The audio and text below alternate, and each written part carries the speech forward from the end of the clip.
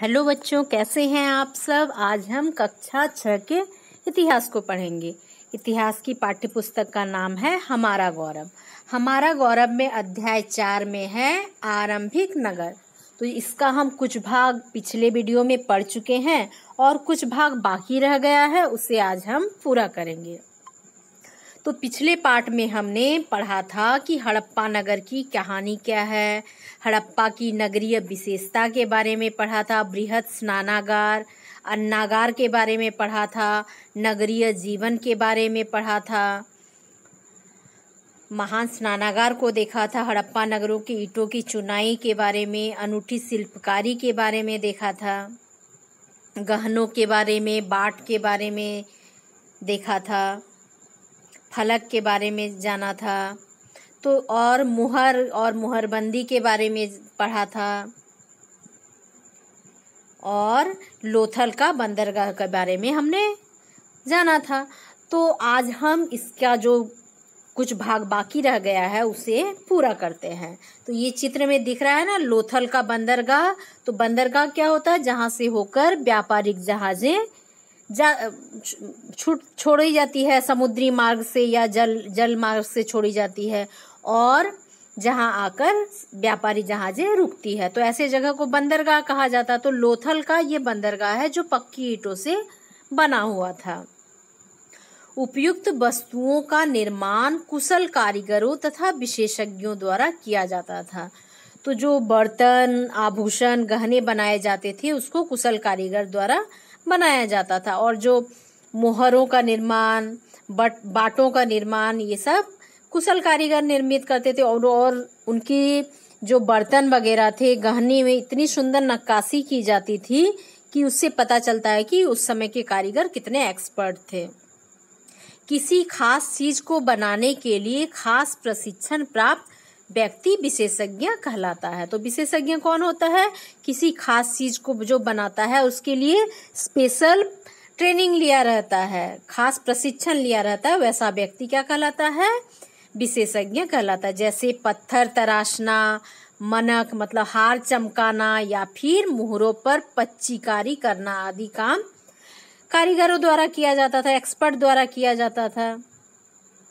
तो चित्र 4.5 में एक देखिए पुजारी की मूर्ति है, ठीक है। ये जो चित्र है ये अवशेष प्राप्त हुआ उस समय पुजारी का ये चित्र है।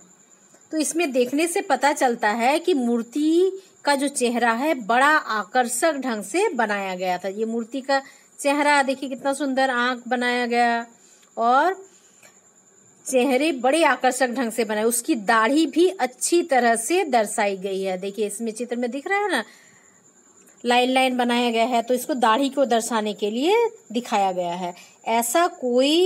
ऐसा काम कोई विशेषज्ञ मूर्तिकार ही कर सकता है, कोई एक्सपर्ट ही कर सकता है। इतना सुंदर हस्तर पूरे सभी चीजों को दिखाना। तो इन सुंदर मूर्तियों को केवल पुरुष ही बनाते थे, इसका कोई निश्चित प्रमाण नहीं मिलता है। तो ऐसा नहीं कहा जा सकता कि ऐसे मूर्तियां सिर्फ पुरुष ही बनाते थे या स्त्री नहीं बनाते थे। तो इसका कोई प्रमाण नहीं मिला, इसलिए हम कह सकते हैं कि इन्हें स्त्री और पुरुष दोनों बनाते होंगे। तो विश्व की अन्य सभ्यताएं, जिस समय हड़प्पा सभ्यता का विकास भारत में हो रहा था, उसी समय विश्व की अन्य सभ्यताएं भी फल फूल रही थी। तो विश्व के अलग अलग देशों में अलग अलग तरह की सभ्यताएं विकास हो रही थी उस समय। मेसोपोटामिया हड़प्पा की समकालीन सभ्यता है। तो उस समय एक सभ्यता थी मेसोपोटामिया, तो वो भी हड़प्पा जिस समय विकसित हो रही थी उसी समय की सभ्यता है। यह दजला, टिग्रिस और फरात नदी के बीच में स्थित है। तो दजला मतलब जिसको टिग्रिस कहा जाता है, और फरात नदी के बीच ये सभ्यता विकसित है मेसोपोटामिया का।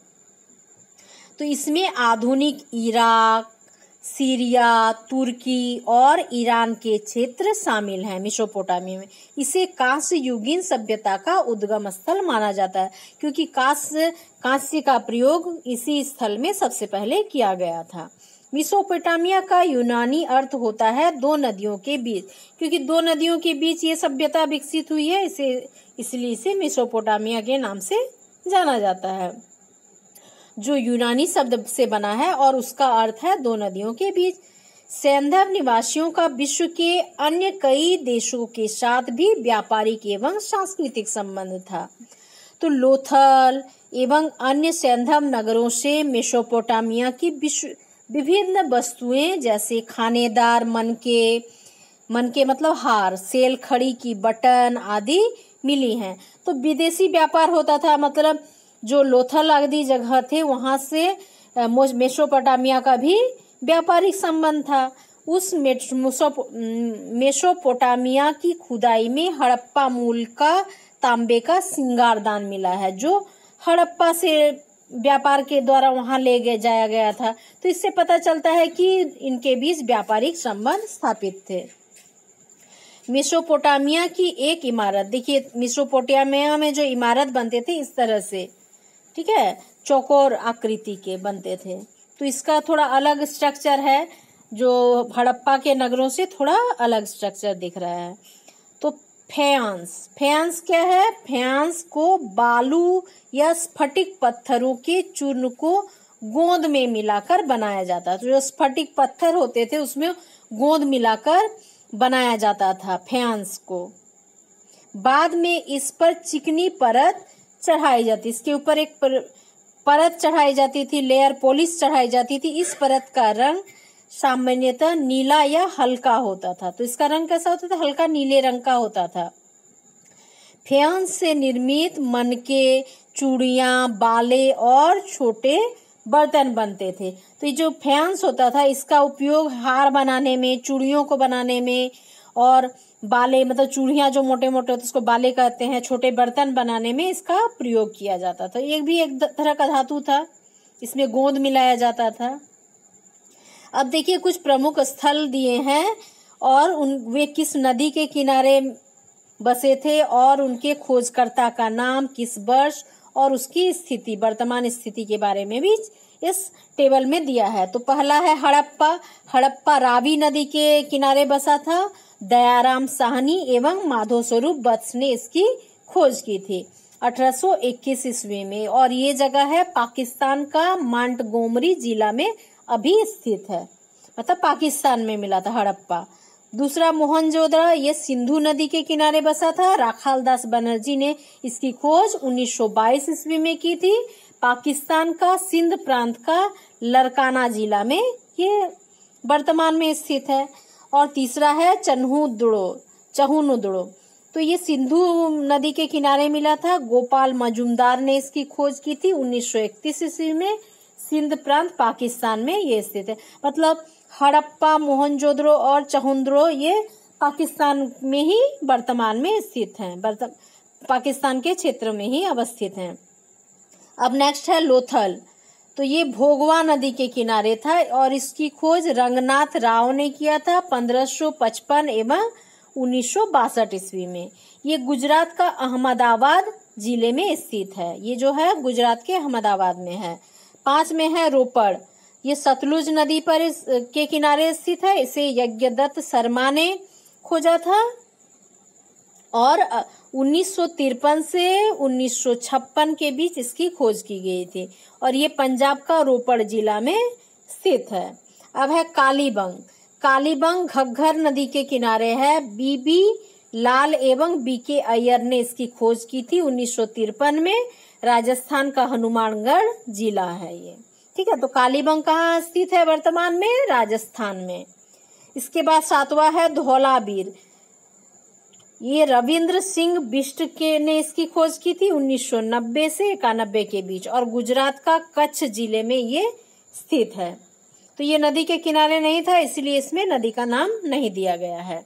तो ये सारे आप टेबल में जितने दिए हैं स्थान, पुरातत्व स्थान के, उसके बारे में आप नोट कर लेंगे और उसे याद कर लेंगे। अब देखिए हड़प्पा का एक मुहर, मुहर मतलब कॉइन, मुहर मतलब स्टैम्प, ठीक है। तो इस स्टैम्प को किसी सामान को पैक करने के बाद उसके ऊपर लगाया जाता था। देखिए पक्की मिट्टी के खिलौने, उस समय जो बच्चे खिलौने का उपयोग करते थे वो मिट्टी के बने होते थे। देखिए इस तरह से छोटे छोटे खिलौने होते थे। ये चैप्टर कंप्लीट हो गया। इसमें जानने योग्य कुछ शब्द हैं जैसे पुरातत्व वेता, मतलब जो पुराने जगहों की खोज करते हैं उसे पुरातत्ववेत्ता कहते हैं। तो आर्कियोलॉजिस्ट, स्नानागार, ग्रेट पब्लिक बाथ, उसके बाद है सिनाई, एडिंग, श्रृंगारदान, कॉस्मेटिक पोर्ट, अन्नागार, ग्रेनरी, शिल्पकार, आर्टिसन, खाद्यान्न, फूड, नगरदुर्ग, सिटेडल। ठीक है, तो इस तरह से सारे शब्द आप कर लेंगे। और इसमें कुछ प्रश्न भी हैं, जैसे रिक्त स्थानों की पूर्ति करें। हड़प्पा नगर देश में स्थित था, में अवस्थित है, कहाँ है? पाकिस्तान में। अब दूसरा है कि हड़प्पा नगर की इमारतें डैश ईंटों से बनी थी, पक्के ईंटों से बनी थी। कालीबंग कहाँ स्थित है? राजस्थान राज्य में अवस्थित है। बृहद स्नानागार मोहनजोदड़ो से प्राप्त हुआ। तो इसी तरह से कुछ प्रश्न हैं। चैप्टर को यदि आप समझ गए हैं तो सारे प्रश्न आपके बन जाएंगे, लेकिन फिर भी दिक्कत हो तो जरूर कमेंट करके बताइएगा। तो इस तरह से आप पूरा चैप्टर पढ़ लेंगे, 2-3 बार रिपीट करके पढ़ लेंगे। इसका 2 पार्ट है, दोनों पार्ट देख लेंगे, तभी आपको चैप्टर समझ में आएगा। तो आज के लिए इतना ही। आप पढ़ते रहिए, कोई दिक्कत होने से मुझसे कहिए। Thank you.